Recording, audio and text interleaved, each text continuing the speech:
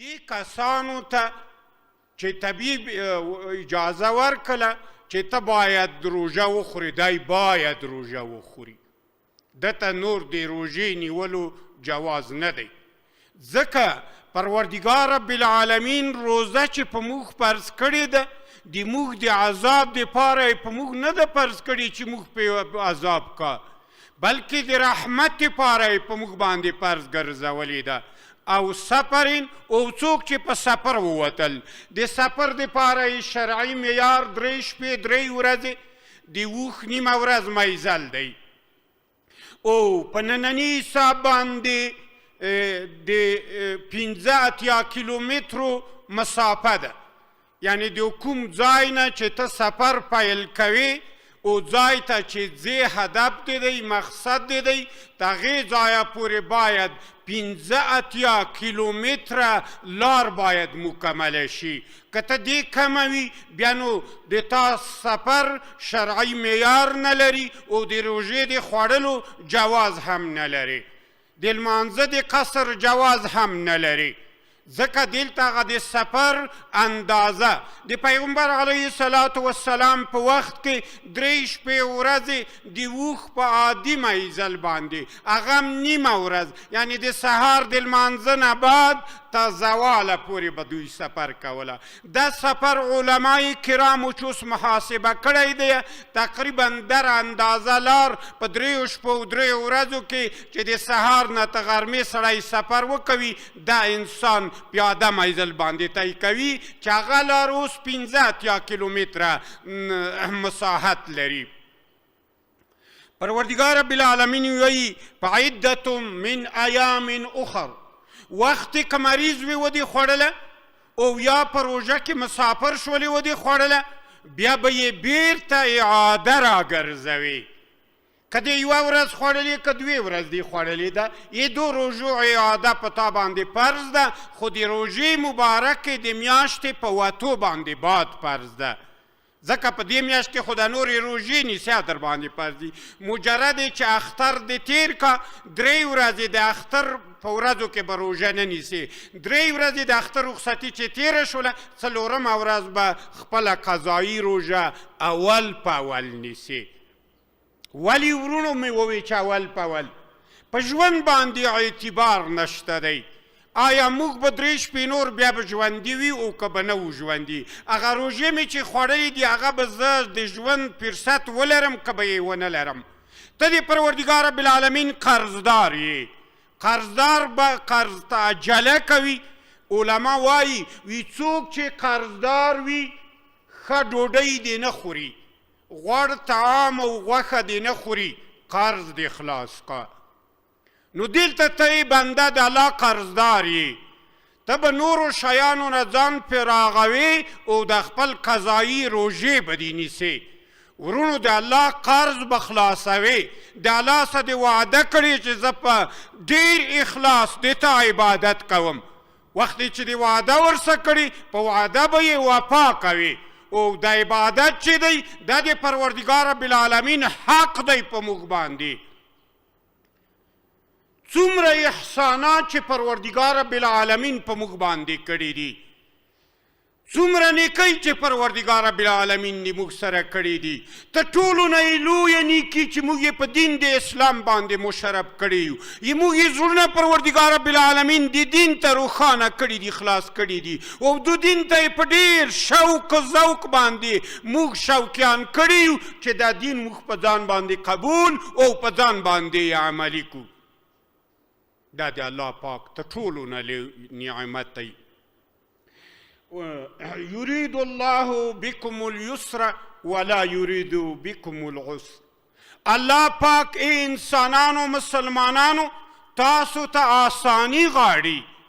که یې آسانی نه غوښتلی بیا به درته ویلي وو چې په سفر کې به م روژه نیسې، په مریضۍ کې به م روژه نیسې. وګورئ آسانی درته غواړي که نه درته غواړي. دین کې سختی نشته ده، دین ټول آسانه دی او پیغمبر علیه الصلاة والسلام فرمایي وی څومره چې دین آسانه کیږي خلکو ته یې آسانه کوي. دین خلکو ته مه سختوئ چې الله به در باندې سخت کا. اوس دا آسانی ده وختې چې په سفر ووتلې روژه افطار که هېڅ خبره نشته ده علما په دې کې دوه نظره لري یوه لویه ډله د علمای کرامو وایي وی که سړي ته نقصان نه پېښوي او بې صبره او بې حوصلې نه کېږي او مرض یې نه زیاتېږي او د سفر نه پاتې کېږي په سفر کې یې تاخیر نه راځي وی نیول یې بهتر و افضل دی دلته واک انسانه د تا دی که چیرې تاخیر په سفر کې راتله امور د دنیا د ځنډېدل ناوخته کېدل او یا د مرض زیاتېدله بیا یې ورته ویه ښه مه نیسه او که چیرې تغییر نه کې راتلله ټول شیان د عادي ورځو په شان انجامولی شولی بیا یې بهتر افضل نیول د روژې مبارکې دي او بله ډله د علمای کرام وایي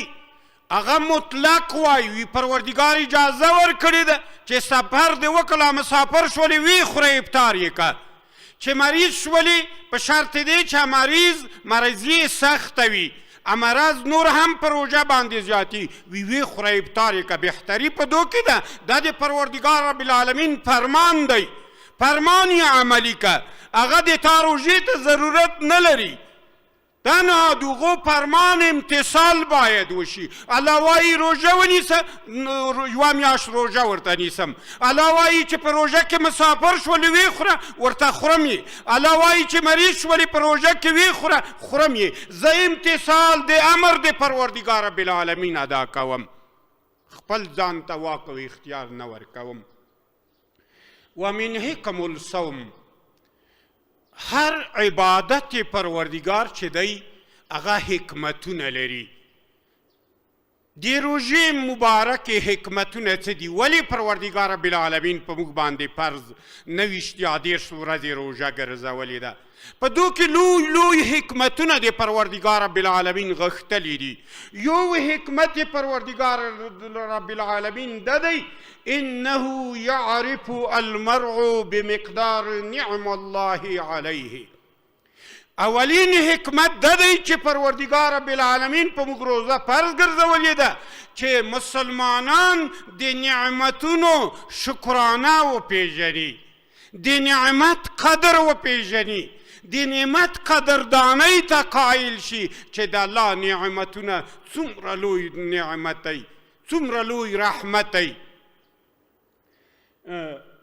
والنعم لا تعرف الا بفقدانها د نعمتونو احترام او قدر ته هغو پورې څوک نشي پېژنلی تر څو چې نعمت یې لاسه ورنکړي صحتمند یې ته د صحت نعمت هیڅ نه پېژنې هیڅ قدر یې تا ته نه معلومیږي چې صحت څومره لوی نعمت دی خو وخت چې مریض شولې یا د بل څوک په مریضۍ ولیدل بیا د دو صحت قدر پېژنې چې صحت خو لویه پادشاهي د پادشاهیو نه ده اوس هم په روژه کې یو حکمت ده دی چې د دغو خوړلو چکلو آرامۍ د دو نعمتونو قدرداني موږ وپېژنو نعمت څومره لوی شی دی خو برعکس د دو موږ 14 ساعته د نعمت نه محروم یو نعمت نش خوړلی خو 14 ساعته بعد موږ مطمئن یو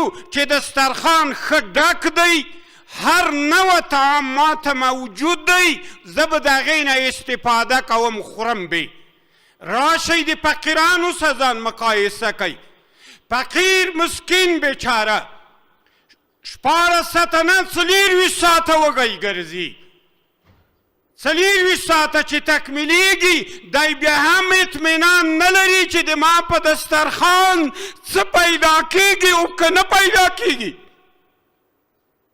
آیا د الله د نعمتونو نه به یو نعمت ماته پیدا شي چې زه دا تنده پې ماته کم د لوږې معده پې ډکه کم دا روژه د موږ دپاره پروردګار په دې فرض ګرځولې ده چې موږ د فقیرانو غریبانو د لوږې نه خبر شو، دوی د اقتصادي بد حالت نه ځان خبر کو، دوی سره خپل کومکونه وکوو، دوی د دې لوږې نه راوباسو لکه موږ چې په معده په ډکه معده ګرځو چې دوی هم د موږ سره په دې نعمت کې شریک شي. ففي الصوم معرفة بقمة الطعام والشراب والشبع والريا ولا يعرف ذلك إلا إذا ذاق الجسم حرارة العطش ومرارة الجوع. تر څو چې وجود د وږې درد احساس نه کا، تر څو چې وجود د تندې درد احساس نه کا، هیڅوک د چا د لوږې نه نه خبریږي، هیڅوک د چا د تندې نه نه خبریږي. هر وخت چې په خپله وږی شي او په خپله تږی شي، خپل وجود د درد احساس کا، بیا د خار او غریب د لوږې او د تندې د فقر او غریبۍ او د ده د ذوب د اقتصادي حالت نه ته هلته خبرېدلی شي. نو الله پاک په دې مبارکه میاشت کې موږ د فقیرانو او غریبانو د جسمانی آلامو او دردونو نه خبروي چې په هغې باندې رحم وکړو، د هغو ته د خپلو مالو نه صدقه او برخه ورکړو. قال رسول الله صلى الله عليه وسلم أراد علي ربي ليجعل لي بطحاء مكة ذهبا، قلت لا يا رب ولكن أشبع يوما أو وأجوع يوما، فإذا جعت تضرعت إليك وذكرتك، وإذا شبعت شكرتك وحمدتك.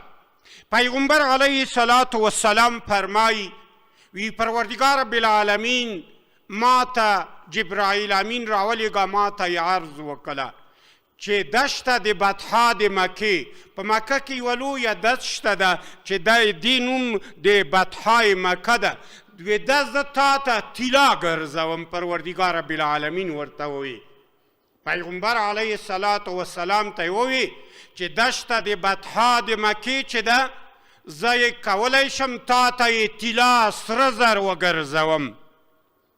قلت یا رب، وی ما ورته ووی پیغمبر علیه الصلاة والسلام چې نه یا پروردګار رب العالمینه، زه دا سره زر او طلاوې نه غواړم، ولكن اشبع یوما واجوع یوما. وی بیا ما ورته ووی چې زه غواړم چې یوه ورځ موړ وم او یوه ورځ وږی وم. الله ورته ووی چې که د مال کمښت وي، زه د بطحا دشته د مکې تا ته سره زر طلا جوړوم ګرځوم یې. پیغمبر علیه الصلاة والسلام ورته ووی چې نه یا الله، زه سره زر او طلا نه غواړم، زه غواړم چې یوه ورځ وږی وم او یوه ورځ موړ وم. فاذا جعت تضرعت الیک وذکرتک، وختې چې زه وږی شم تا ته به خشوع تضرع وکم، تا ته به زاری وکومه، وذکرتک او تا به یاد کم چې پروردګار رب العالمینه د ما غم وخوري. دو دشتې نه چې طلا یې راته ګرځوي، د هغې نه د ما دا د یوې ورځې لوږې ښه ده چې تا وپېژنم، یا تا د نعمتونو شکرانه ادا کمه او د تا نعمتونه را په یاد کم چې الله پاک ما ته څومره لوی نعمتونه راکړي دي. واذا شبعت شکرتک وحمدتک، او دومه ورځ چې زه موړ شولم، زه به د تا د نعمتونو شکرانه ادا کمه، زه به د تا په نعمتونو باندې حمد و ثنا و صفت د تا ووایم پروردګار رب العالمینه. د ما ګرانو ورونو، موږ څومره لوی نعمتونه د پروردګار رب العالمین نوشیجان کوو. ماښام د روژه ماتي په دسترخوان باندې د الله د نعمتونو عدد نه کیږي. وإن تعودوا نعمة الله لا تحصوها، کچیری نعمتونه د پروردګار په عدد او حساب باندې حساب کوي، د حساب نه وتلي دي، تاسو یې نشئ حسابولی. وګورئ په دې روژه کې د روژه ماتي په دسترخوان څو قسمه نعمتونه د پروردګار موجود وي. د پشلمي په دسترخوان باندې څو قسمه طعامونه او نعمتونه د پروردګار رب العالمین حاضر دي. پیغمبر علیه السلام ته وچه ډوډۍ هم نه رسېدله. وچه ډوډۍ. د بیبي عایشې نه یې پوښتنه وکړه چې پیغمبر علیه السلام څه پخولو او څه یې په کور کې خوړل؟ بیبي عایشه وایي وی والله قسم کوم چې د پیغمبر په کور کې په میاشت کې هم دود نه پورته کېدله. دا په څه معنی چې پیغمبر په کور کې په میاشت کې مکمل دیګ نه پخېدله. د ده مبارک خوراک یا څو خرماوې یا یوه مړۍ وچه ډوډۍ وه، بل شی دوی مبارکانو ته نه و رسېدلي. نن موږ او تاسو ته د پروردګار کوم نعمت دی چې نشته دی، خو دوی په موږ حالت باندې شکر ګزاره وو.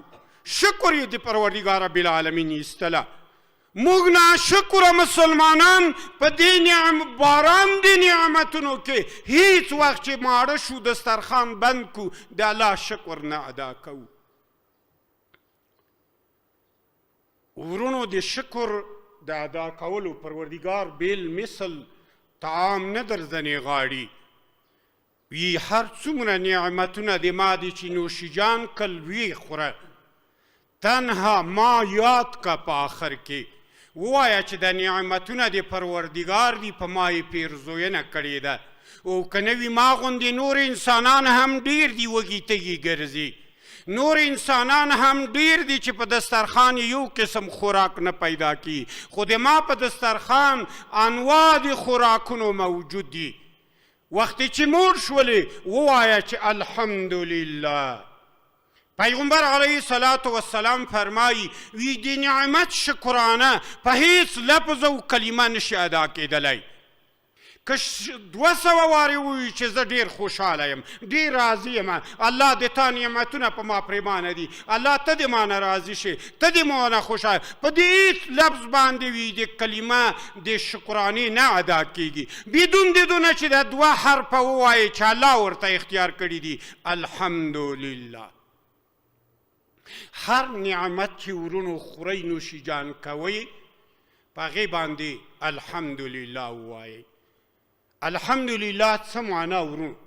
ټول ثنا، ټول صفتونه، ټول ستایشونه، ټولو ژبو کې ټول ښه الفاظ او کلمات چې هغه د صفات او د صفتونو الفاظ او کلمات یې دو ټولو مستحق پروردګار رب العالمین دی. دا څومره کلمې او الفاظ چې تننه په کتابو کې راغلي دي او څومره کلمې او الفاظ چې ته ورځې د قیامت په کتابو کې راځي، یې دو ټولو ښو الفاظو او کلمو مستحق پروردګار رب العالمین دی. زه وایم پروردګار ډېر مهربانه دی، ډېر کریم دی، ډېر رحیم دی، ډېر په ما مهربانه دی، ډېر د عزت څښتن دی. پروردګار رب العالمین ته ټولو نه په ما باندې ډېر د ټول الفاظ او کلمې د ده سره مناسب دي. دوهم العبودیة الکاملة لله. دوهم حکمت د روژې دا دی چې په دو کې مکمل عبادت د پروردګار رب العالمین ظاهریږي. ولهذا نسب الله الصيام الى حضرته. ولی به نه ظاهریږي؟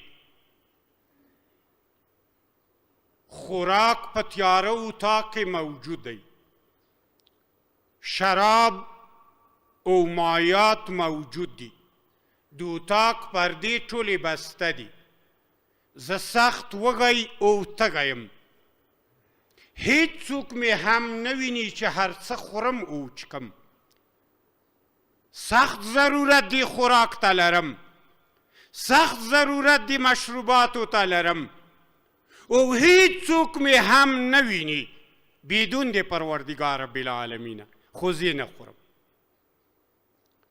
دا امتصال د عبادت دی که نه؟ زه خاص د الله په خاطر یې نه خورم او که نه وي نور خو مې هیڅوک هم نه ویني. علماء کرام وایي وی په ټولو عباداتو کې رویا داخلېدلی شي، په روژه کې رویا نشي داخلېدلی، ځکه روژه چې ده عمل د زړه دی، دا د بل شي عمل نه دی. نور عبادات چې دي په هغو کې حرکات دي خاص، لکه لمونځ، په لمانځه کې درېدل دي، لاس نیول دي، ټیټېدل او پورته کېدل او ماسپښین او مازدیګر او ماښام خاص د شیانو لوستل او قرائت کول دي. په روژه کې هیڅ حرکات نشته دي. روژه چې ده د زړه عبادت دی. که چیرې روژه هم ونیسي، یہ ټولو خوراکو طعامونه ځان منې کې، خو نیت دی د الله مینه محبت نه وي، د الله خاطر نه دی، په دې روژه هیڅ نوی اجر او ثواب پروردګار رب العالمین نه درته درکوي. موږ مسلمانان چې روژه نیسو خاص د الله د رضا دپاره، وږي وو تږي وو، هر شي ته مشتیا وي نه خورو، ولې چې الله رضنې خوشحاله شي، الله رضنې ناراضه نه شي. زه د الله د خوشحالۍ دپاره روژه نیسم. نو په دې خاطر نسب الله الصيام الى حضرته وتولى جزاء الصائمین بنفسه. نو په دې خاطر په ټول عباداتو کې الله پاک روژه خپل ځان ته منصوبه وګرځوله.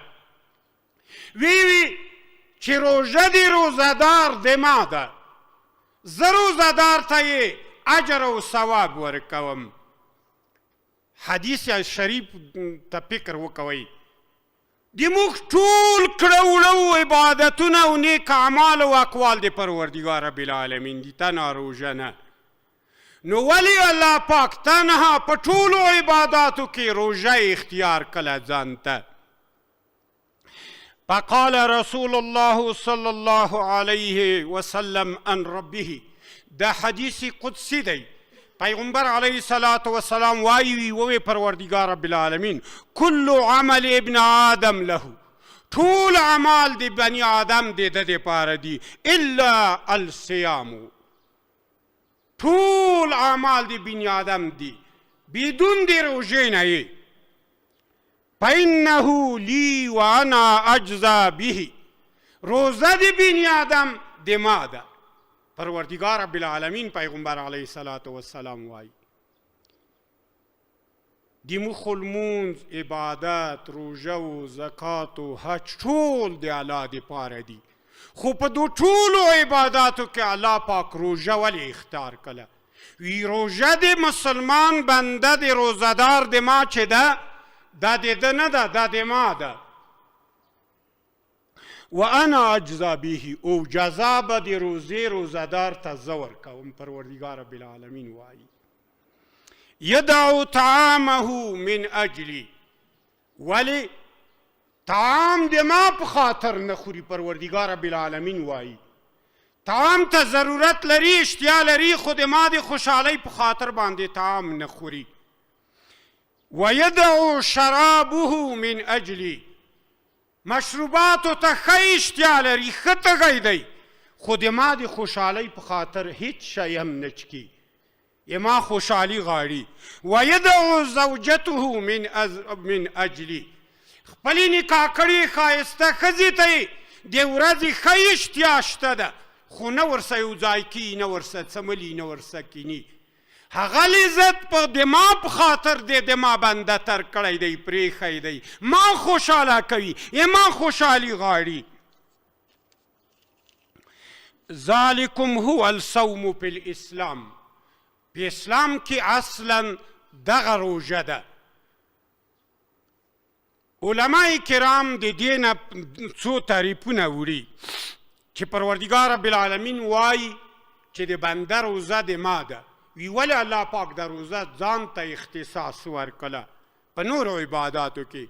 یوه ډله د علماء کرام وایي وی روژه تر ټولو عباداتو نه ښه عبادت پروردګار رب العالمین دی، ځکه په نورو عباداتو کې رویا داخلیږي او په روژه کې هیڅ نوه رویا نه داخلیږي. دوهم قول د علماء کرامو ده دی وی نور عبادات په حرکات و اقوال و اعمالو باندې اجرا کیږي، خو روزه چې ده دا په زړه باندې نیول کیږي روژه د زړه عبادت دی او د رویا نه پاک عبادت دی نو دې په خاطر پروردګار رب العالمین وي چې روژه د بنده د ماد او جزا د روژې به یې حق د روژې به یې ثواب او اجر د روژې به یې د بنده زه ورته ورکوم